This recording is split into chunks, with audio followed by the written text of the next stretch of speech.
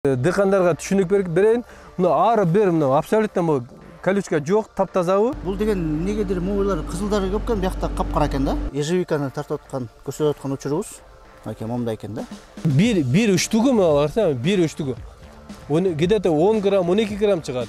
Еже малина, ежевика деп дагы айтса болот. Ошол жөнүндө бүгүнкү чыгарылышыбызды даярдайбыз. Ежевика, малина, клубника. Региондордо кандай болот билбейсизби? Сиз кайсы сорттон баштадыңар, азыр кайсы сорт прибыльный болот? Лахте деген сорту болот атат. Бул лахте. Лахте деген сорту. Бизде бир 20 килограмма чейин, эгерде жакшынакай караса 20 килограмма чейин берет. Бирок мыналар пол иштелип чыккан, даяр. Бүт кетирген расходдун баарын актап чыгат ошол. 4 түрү ежевика отурулуп турат. Бүт бардыгы чыккан продукция экспортко кетет экен дагы, эзилбеген сапаттуу сорттор болуш керек болду.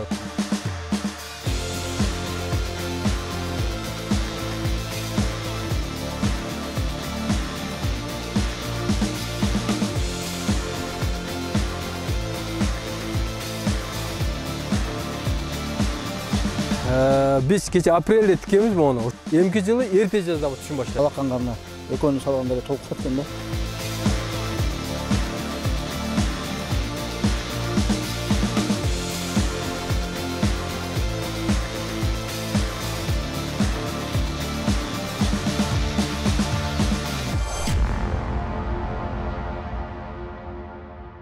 Саламатсыңарбы, урматтуу мекендештер? Еже малина, ежевика деп дагы айтса болот. Ошол жөнүндө бүгүнкү чыгарылышыбызды даярдайбыз. Силерге кызык болуп атса, биз азыр Бишкектин жанында жайгашкан Ала Тоо совхоз айылына келип отурабыз. Азыркы аты Кара Жыгач деп аталат экен. Мурунку чыгарылышта биз ушул эле айылдын аркы бурчунда салкын эже менен малина боюнча силерге материал видео даярдап көрсөткөнбүз. Азыр болсо биз бул жерде чоң, чыныгы чоң дыйкан иштейт экен. 7 гектарда жери бар экен. Бул жерде малина, ежевика, кулпунай өстүрөт экен. Ошол жерде жашап, үй бүлөсү менен иштетет экен. Азыр ошо киши менен таанышып, ошол кишиден ежевика, биринчи ежевика жөнүндө маалымат алалы. Эмки чыгарылышта малина, кулпунай боюнча силерге көрсөтөбүз. Ассаламу алейкум, дыйкандар, ежевика, малина, клубника сүйүүчүлөр. Менин атым Кубанычбек. Ушул жерде биз дыйканчылык кылабыз. Ушул жерде туугандар менен. Ушул жерде 7 гектар жерибиз бар. Бул бизде ошо ежевика, малина, клубника. Ошо Европадан келген сорттор менен ошо көп жылдан бери ошо заниматься этип келатабыз. Биринчи алгачкы суроом бар сизге. Канча жыл болду ушу иштегениңерге? Ушу эмнеден баштадыңар? Эмнеден идея пайда болду эле? Мурда биз башка жумуш кылчык. Жумушу көп жумуштун бүт эле бизнестин артынан жүрдүк. Бул жака дыйканчылыкка түшкөнүбүзгө бир 5 жыл, 6 жыл болуп атат. 5 жыл, 6 жылда уже эски сортторду бүт алып, уже жаңы сортко биз өттүк. 5 жыл мурун баштаганда дегенде эле кайсы культурадан баштадыңар? 5 жыл мурун баштаганда малинадан баштаганбыз. Малина. Канча сорт, канча гектар? Малинадан 1 гектардан баштаган элек. Баштары менен эле 1 гектар малина. Малинадан 1 гектардан баштаганбыз. Эгип анан кийин ошо малинадан иштеп ушунча. Малинадан иштеп көрсөк, боло тургандай жумуш кылса болот экен.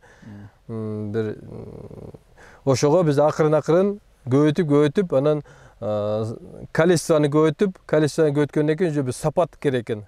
Ошо биз сапат жагы азыр өтүп аткан убакыт болуп атат.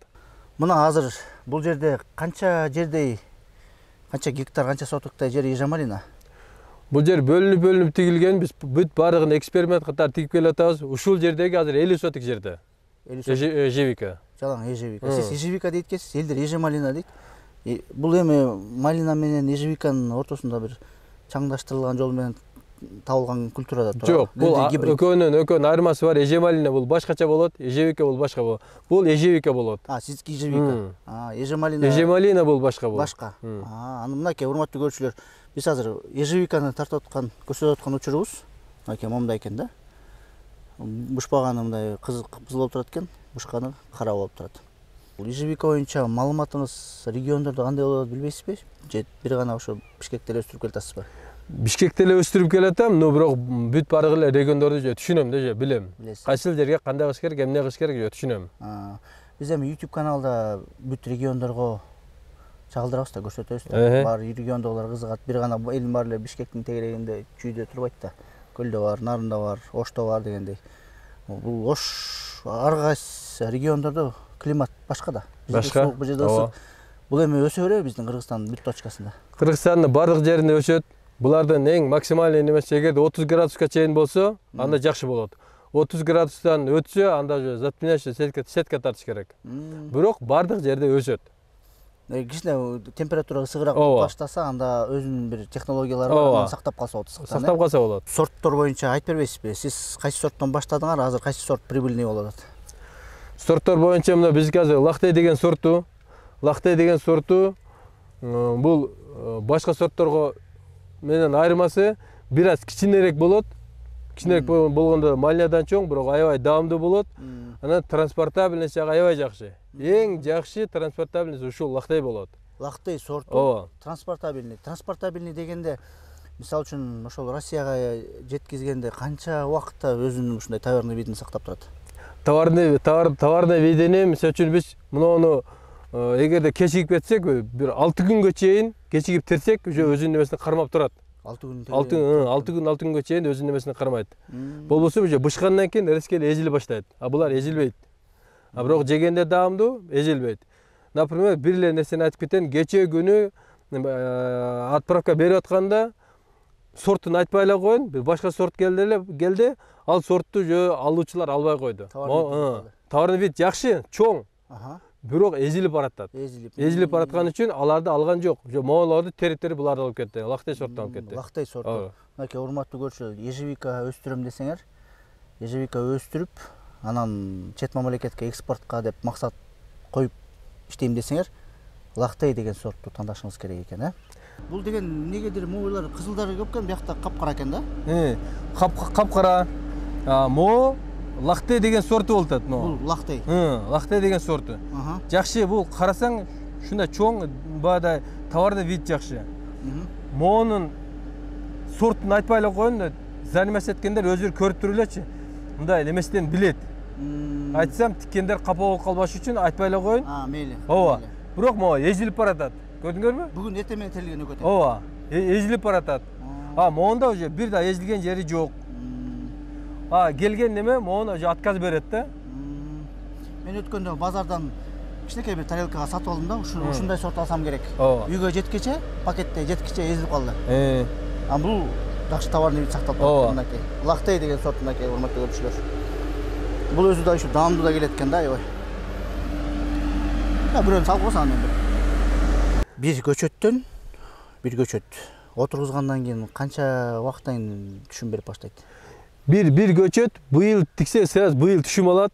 Ошону эгер түшүмгө убактысын кетирбей, ростко убактысын кетирсе бойуна.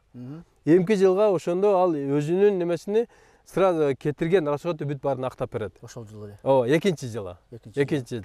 Үчүнчү жылга келгенде күчүнө кирет бул. Мисалы үчүн бир көчөттөн канча килограммдай бир түшүм чыкчыдай? Бир көчөттөн күчүнө киргенде 30 килограммдай түшүм берет. Түшүм берет. Бирок ал китебинде. Бизде бир 20 килограмма чейин, эгерде жакшынакай караса 20 килограмма чейин берет. Биздин көрүүчүлөргө түшүнүк, математика боюнча түшүнүк берип коелу. Эгер бир дыйкан алып туруп бир 10 соток менен жери менен ушундай ежевика менен өстүрүп иштеп баштайм десе, канча көчөт отургузат ошол? 10 соток жерге 403 штук көчөт кетет. 10 соток жерге 400 штук көчөт. 10 соток жерге 403 көчөт кетет. Көчөттүн баасы канча сом? Көчөттүн баасы 70 сомдон. Бирок аны кээ бирки немелер же азыраак немени сунуштайт. Бирок мен азыракты сунуштабайм, потому что мен практикам башкача болду. 10 киши болсо, 10 киши 10 түрдү кетип атат, 10 жол менен кетип атат. Мен уже практикам аны неме кылат. Мен бир аз мону жакыныраак тигемин и баа немелерин азыраак коем ошол. Ошондо көчөттөр сапаттуу болот, чоң болот, ар бири өзүнчө жерден өзүнчө питаться этет. Бул кайсы малдан баштап түшүм берип баштайт? Булар июлдун 3-дүнбү 5-ден баштап тере баштаганбыз. Почти мына 1 айдан бери терип атабыз. Кайсы айга Бирок ушул кез азыр мына бул көчөт экинчи жылы болуп атат. Экинчи жылы сразу эле түшүмгө кирди. Мо азыр 50% үшүк алып кеткендеги убактысы болуп атат. Эгерде 50% түшүм албаганда, бул вообще абсолютно жиш болот эле бул жер. Быйыл көп эле кишилердин үшүк алып кетти. Кыргызстан боюнча бүт барлык жерде үшүк болду. 3-жылга барганда бул неме? Бул түшүмдүү немесичи аябай дагы чоңойот мунучу. Бул чоңдугу дагы чоңойот, потому что азыр бул жаш болуп атат. Түшүмдү карасаңыз, мына бияктымда бир карасаңыз, мынага азыр экинчи жылдык стволдор болуп атат. Стволду көрүңүзбү, жоондогон. А былтыркынын немеси мына ичке болуп атат. Ушу жоондогон сайын күчүнө кирет бул. Күчүнө кирген сайын түшүм көбөйөт. Түшүмгө кирген сайын бул могу неме чоңойот. Түшүм размери чоңойот. Ушунда дагы бир нерсе айтайын. Караңыздарчы. Умут көрсөлөр могу жерди тарткан болчу. Мына Кудайга шүгүр. Не деген соң, Ушул жерде дагы бир дыйкандарга түшүнүк берейин. Мына ары бир абсолютно колючка жок, таптазабы. Мон жалбыракты караңыз. Ар бир жалбырактан монтип чыгарып атат немечи. Ушул чыгарган неме эмки жыл түшүм берет. Жердин күчүгө жараша 20 сантиметрден 70 сантиметрге чейин монтип таштайт неменичи.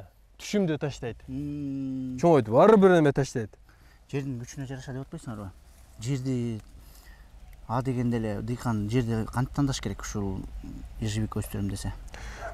Жерди тандай албайт, жерди алган адам жерди сразу алып барып текшертиш керек. Анализ тапшырып. Текшертип анан ошого жараша баягы дары-дармектерин бере башташ керек. Анализ тапшырганда ошол анализден айтат. Бул жерге кандай неме жакшылык мойнун тарт. Бүт жалаң чоң экен могу жерде. Бул эмнеге астына кетип калган жалаң я? Үшүк алып кеткен үчүн дедиңер, Бул үшүк болбосо үстүндө жүрмөктү. Азыр бир үчтүгү мына карасаң, бир үчтүгү. Где-то 10 грамм, 12 грамм чыгат. Үчтүгү, Ары жактан караганда түшүмдө эле көрүнбөйт экен, монда ичине арап кирсең эле бүт өзүнчө эле бир месторождение экен да биякта. Бул бир жагы монтип слишком көтөрбөгөнүбүз, быйыл күн аябай ысык болуп атат дагычы. Күнгө ачылып калса, түшүм ожог болуп кетип атат. Ошонун негизинен биз мындай жөн койдук, мындай анчалык көтөрбөй. Мынакей, урматтуу көрүүчүлөр, Кубанабыз бизге секреттерди айтып атат. Ошолорду өзүңөргө жазып калыңыздар. Өстүрүп калганда мунун баарын бул эми канча жылдын натыйжаларында келген. Биз болсо ошо видеодо бөлүшүп атабыз да. Банкага кишилер терип атпайсыздар да. Кантип төлөп бересиңер ушулардын эмгек акысын? Эмгек акысы издельный болот. Эмгек акысы 1 литровый пластмассовый банка 10 сомдон. Момдой бир банка толтуруп койсо 10 сом төлөп бересиңерби? Жерди эң биринчи оңдойм деген адам кык жок болсо жерди оңдой албайт. Эми ошонун ичинде перегной кык болсо дагы жакшы болот экен. Перегнойдон дагы жакшы, биогумус болсо андан да жакшы болот экен. Бирок кык менен дегенде элдер эме дешет го көп, ото чөп көп басып кетет, кык менен кыйналып кеттик деген маселе эмнеден болот? Ото чөп. Ошого биогумус колдонсо ошондой нерселер чыкпайт. Биогумуска переработка жасагандан кийин ал андай ото чөптүн эмеси чыкпай калат. Бул биогумус даяр болгондо монтип бүт опурап калат экен да, монтипчи. Көрүң, бүт опурап калат экен немеси. Даяр болгон, уже иштеп чыккандан кийин, курттар иштеп чыккан экен. Бул жерде дагы ежевикке окшойт могу, Бул ежевикке быйыл тигилген, кече жазында эле тигилген, немесине караган, мына боюна. 1,5 метр болуп калды, 1,5 метр. Ушул уже эмки жылга Кудайым берсе жакшы түшүм берет. Өзүнүн расходуну бүт кетирген расходун баарын актап чыгат ошол. Эгерде жакшылап караса, Кудайым берсе, үшүк болбосо. Бул эмне сорт? Бул Лохнес деген сорт. Бунун транспортировкасы сакталган кандай? Бунун транспортировкасы дагы жакшы, бирок Лохтейде эмес, бирок Лохтейге караганда бир аз чоңураак болот эмес. Чоңураак, анан даамдуураак. Чоңураак болот, даамдуураак болот. Мына урматтуу көрүүчүлөр, дагы Лохнес деген сорт боюнча бышсын эми аны да көрсөтөбүз. Лохнес, Натчес, Башито деген 4 сорт бар да бул жерде. Аралашпы же өзүнчө? Жок, өзүнчө болот, бүт баары өзүнчө. Эмкиде көрсөтүңүз анда, Ооба. Ар бир сорттун өзүнүн преимуществосын. Жалпы 7 гектарда ушундай көп эксперименттер кылып атыптыр. Ягында 4 түрү ежевика отурулуп турат, 4 түрү. Биягында мынакей малина. Могу малина сорту эмне сорт? Бул малина сорттор Геракл деген местный эле сорттор булар. Но немеге өтүш керек? Европанын сортторуга, эжибеген сортторго өтүшүбүз керек. Потому что бизге бүт бардыгы чыккан продукция экспортко кететкен дагы эжибеген сапаттуу сорттор болуш керек болуп атат. Урматтуу көрүүчүлөр, мынакей холодильникте жүрөбүз азыр. Биягында малина, биягында кулкунай, биякта ежевика. Бул эми даяр продукциялар кетет да эми, чет мамлекетке. Экспортко. Кечке кетет.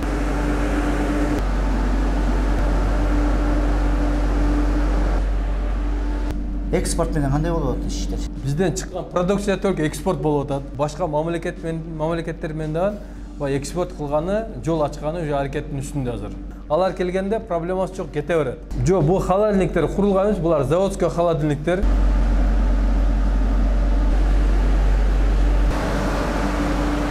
Потолокко чейин жыйсак болот, азыр бул жерде ар бир немедечи 12ден жыйылып турат. Мөмөлөрдү даярдайм десеңер, мынакей ушундай контейнерлер керек экен да. Заморозка, переработка кылып, жем бирдемке чыгарган немелер бар экен да, цехтер. Эзилип калган немелер же полный бракованный калып калат. Сугат маселелери кандай болуп атат, ошонун баарын айтып берет. Артыбызда көрүп атасыздар, килеген бочка турат.